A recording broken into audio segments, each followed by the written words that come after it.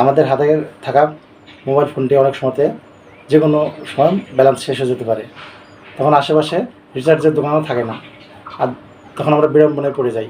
যদি আপনার কাছে বিকাশ অ্যাকাউন্ট থেকে থাকে তাহলে খুব সহজেই মোবাইল রিচার্জ করতে পারবেন।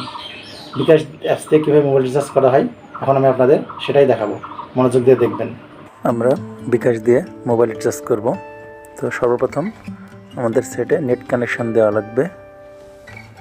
নেট কানেকশন দিয়ে নিলাম। এবার বিকাশ অ্যাপসে প্রবেশ করব। বিকাশ অ্যাপসে প্রবেশ করলাম। বিকাশ অ্যাপসে প্রবেশ করার পরে আপনি আপনার পিন নাম্বার দিয়ে এন্টার করবেন।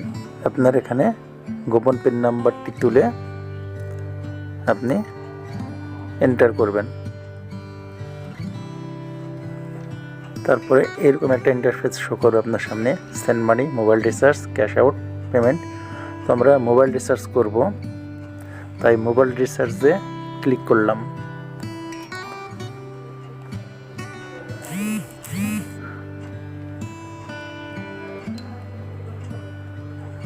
মোবাইল রিচার্জে ক্লিক করার পরে এরকম একটা ইন্টারফেস শো করবে। যার জন্য আপনি মোবাইল রিচার্জ করবেন তার নাম বা নাম্বার দিন। তো এখানে আমরা যে নাম্বারে মোবাইল রিচার্জ করব সেই নাম্বারটি প্রবেশ করাবো।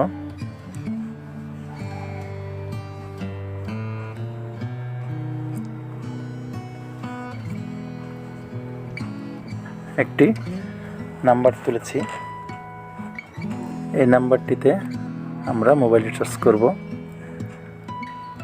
তো পাশে অ্যারো চিহ্নতে ক্লিক করলাম।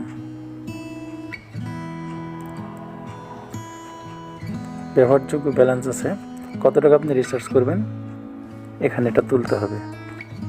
তো আমি 20 টাকা রিচার্জ করব। এখানে 20 টাকা তুলে অ্যারো চিহ্নিত স্থানে ক্লিক করলাম।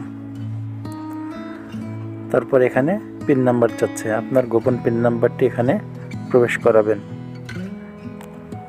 এখানে আপনার গোপন নম্বরটি তুলে এই অ্যারো চিহ্নিত বাটনে ক্লিক করবেন। এখানে করলে হবে, উপরের এখানে করলেও হবে। এবার নিচে মোবাইল রিচার্জ করতে ট্যাপ করে ধরে রাখুন, একটি ইন্টারফেস আসবে।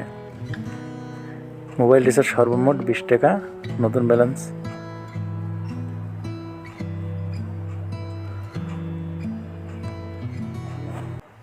মোবাইল রিচার্জ নিশ্চিত করুন। মোবাইল রিচার্জ করতে ট্যাপ করে ধরে রাখুন। এখানে ধরে রাখলে আপনার মোবাইল রিচার্জ হয়ে যাবে। হ্যাঁ, মোবাইল রিচার্জ হয়ে গেছে। হোমে ফিরে যান। দেখে নিয়ে বেরিয়ে আসুন, আপনার মোবাইল রিচার্জ হয়ে গেছে।